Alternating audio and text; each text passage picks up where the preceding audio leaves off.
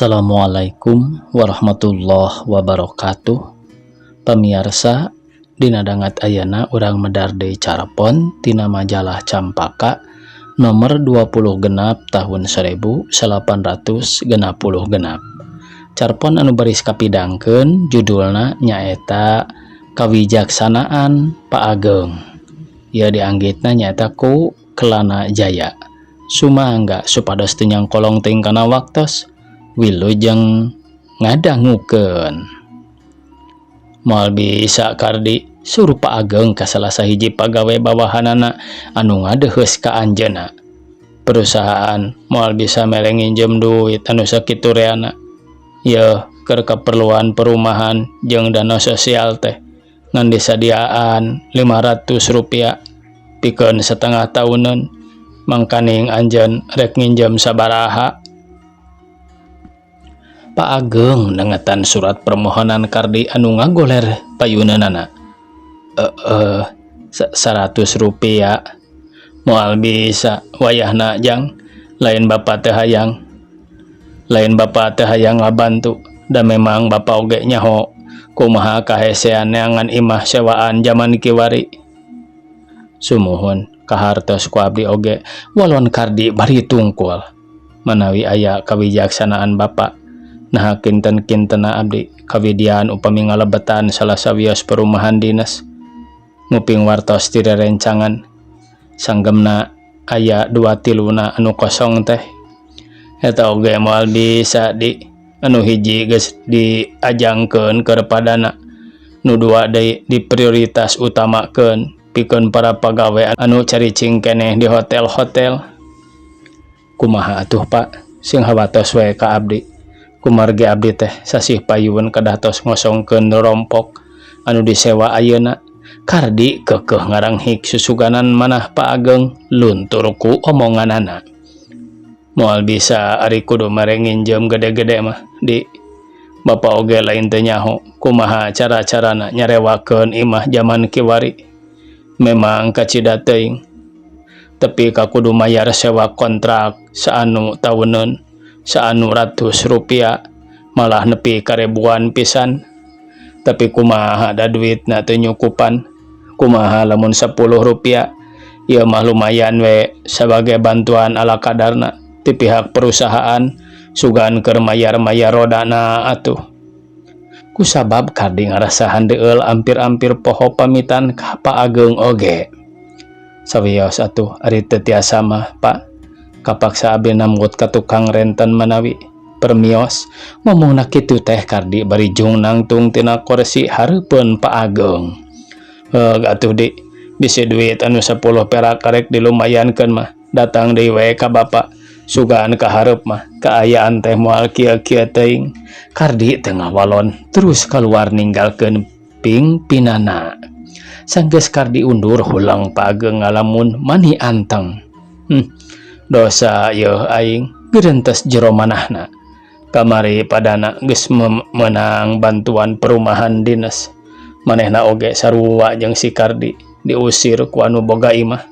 Sabulan ka tukang Pak Angga kungsi dibere nginjem hampir 2 juta pikeun mayar kontrak sewa imah.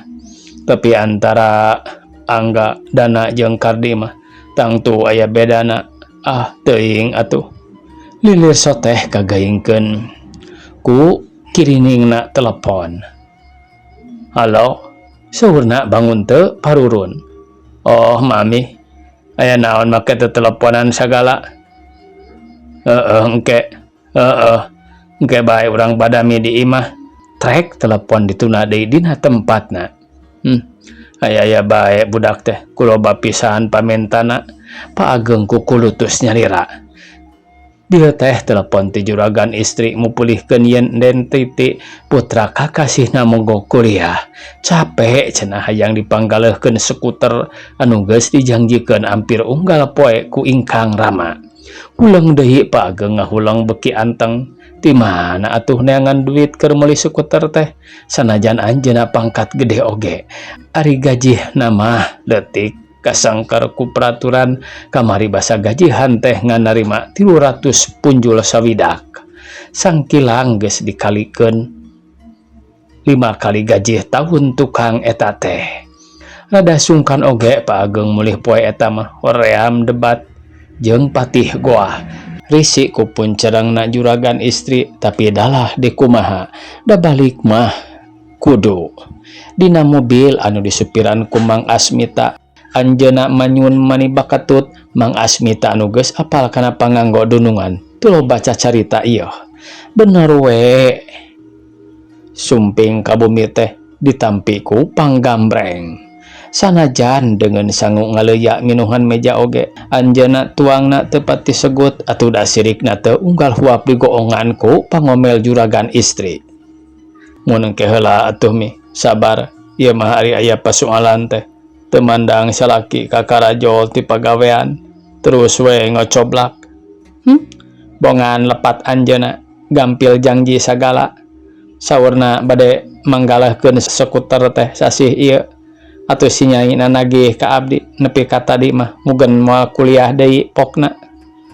Papi oge lain teu ingat ngan nyaeta atuh mikir-mikir duitna heula da lain jiga rek meuli peuyeum atanapi kurupuk ti mana atuh ari lain hasil ti sisi ti gigir mah da geuning ari ngandalkeun duit gaji mah kamari rek dipake mayar langganan gas oge hampir-hampir teu cumpon.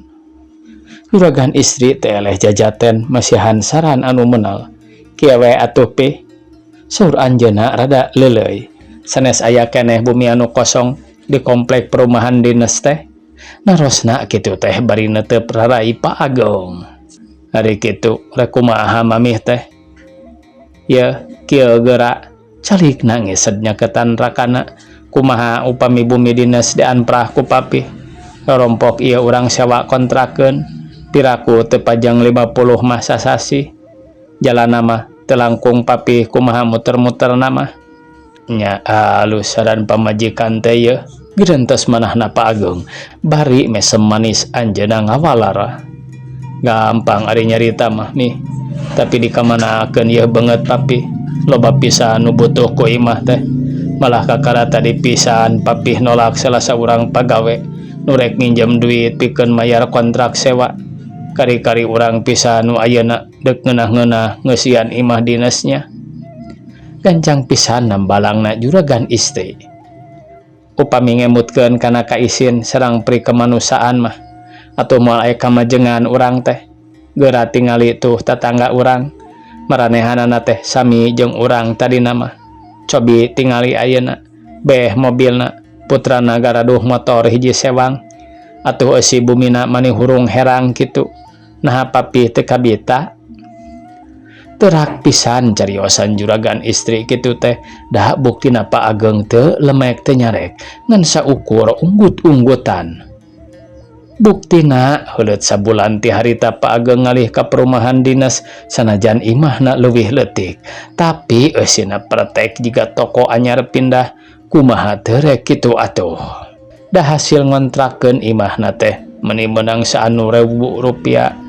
Skuter kagaleh televisi aya, radio teh sirikna unggal juru. Benar mi, alus jalan pikiran teh, geuning teu sakara-kara ari geus prak mah dipilampah saur Pak Ageng dina hiji poe. Matak oge ari jadi pamegat kedah nurut kana nasihat istri. Tah geuning ayeuna mah karaos ku anjeun, walar juragan istri bangun reueus.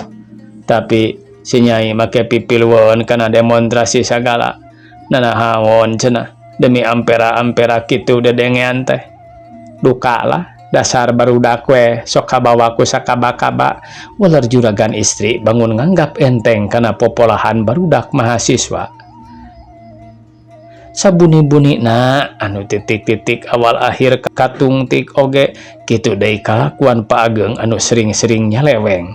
Anjeunna diretul dipindahkeun ka bagian sejen.